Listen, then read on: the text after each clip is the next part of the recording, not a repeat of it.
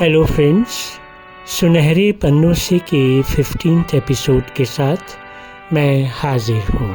संगीत के विभिन्न पहलू हैं, जिनमें से एक कव्वाली है, जिसमें एक अपना ही आनंद और मस्ती है। कव्वाली तो बड़े बड़े राजा महाराजा भी बड़ी शान से अपने महल में आयोजन कर उसका मज़ा लूटते थे। जहाँ तक बड़े पर्दे का ताल्लुक़ है तो विशेषकर पुरानी फिल्मों में हमें अक्सर कव्वाली देखने को मिलती थी और इतनी नायाब कव्वालियों में से हम रूबरू हुए कि वो मंज़र बयान नहीं किया जा सकता। यही तोहफ़ा हमें आज की फिल्मों में बड़ा कम मिलता है, या यूँ कहिए कि ना के बराबर है। आइए अब ज़रा इसकी शुरुआत के बारे में बात करें कि ये कहाँ से आई और कैसे आई। Qawwali is a form of music that reached its zenith in South Asia during the last few centuries. The Indian Qawwali has evolved from the fusion of traditional Indian classical music and Persian Islamic music brought to India from the culturally rich exchanges with Persia and Turkey during the reign of the Islamic dynasties in the second half of the last millennium. In Bollywood, it has grown across all expressions of life and its celebration. On one hand, it is the staple ingredient of Sufi shrines, and on the other, it has grown into the music of love and selflessness, joining people from all religions and communities by bringing them to the common platform of love, humanity, and of course, music.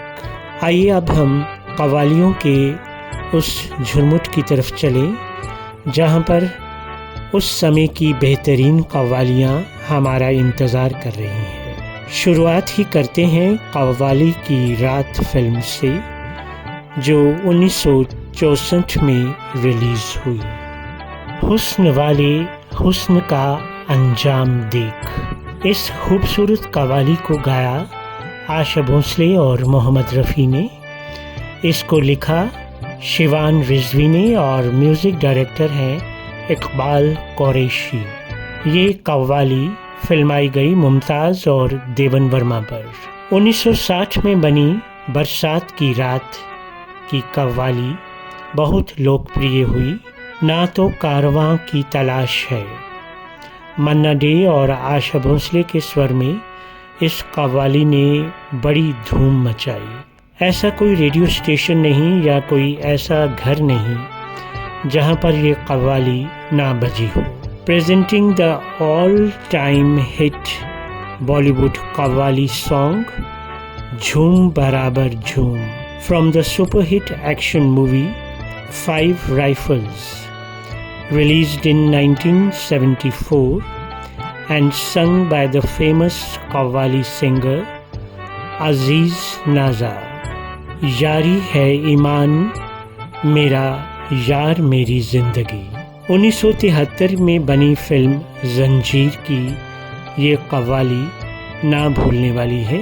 ये वो film है जिसने अमिताभ बच्चन जैसे कलाकार को सफलता के नए रास्ते दिखाए। अमिताभ जया की जोड़ी हिट साबित हुई तथा फिल्म ने रिकॉर्ड तोड़ सफलता प्राप्त की। खलनायक प्राण का रोल काबिले तारीफ है। ऐसे ही एक धमाकेदार फिल्म और कव्वाली का जिक्र करना चाहूँगा। 1965 में बनी फिल्म वक्त से, ए मेरी ज़ोहरा ज़बीन तुझे मालूम नहीं।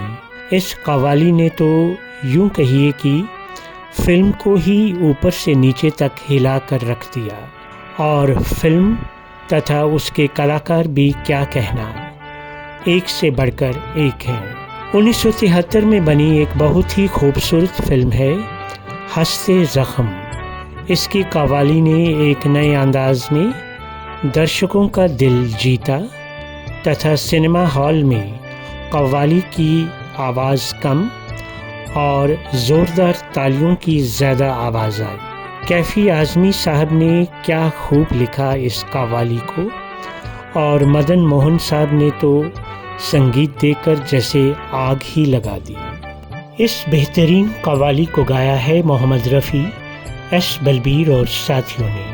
इसी साल एक और अच्छी कव्वाली सुनने को मिली फिल्म अनोखी अदा से। बोल हैं, हाल क्या है दिलों का। इसमें किशोर कुमार का स्वर है और लिखा है मजरूह सुल्तानपुरी ने। आइए अब फिल्म जगत की कुछ और कव्वालियों के बारे में आपको बताएं जो आज भी हमारे दिल के किसी कोने में बैठी दस्तक दे रही है।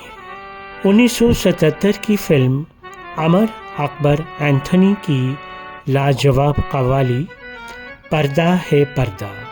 1968 की फिल्म मेरे हमदम मेरे दोस्त, अल्लाह कैसी अदा है इन हसीनों में।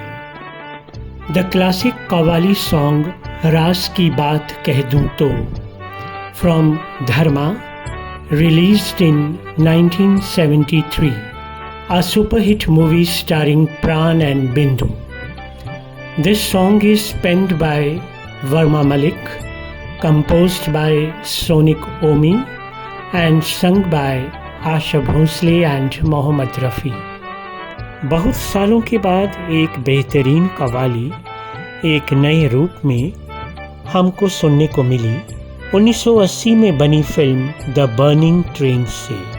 यूँ कहिए कि इस कव्वाली ने फिल्म में जैसे जान डाल दी। पल दो पल का साथ हमारा। वैसे भी ये कव्वाली हमें क्लाइमेक्स पर सुनने को मिलती है, जिससे कि दर्शकों में उत्तेजना और बढ़ जाती है। स्वर है आशा भोसले और मोहम्मद रफ़ी के, और इसका म्यूज़िक है R.D. बर्मन साहब का। बस दोस्तों, आज के लिए इतना ही। अपने अगले एपिसोड में हम और भी ऐसी दिलचस्प बातें पुरानी फिल्मों और गीतों से संबंधित आपको बताएंगे।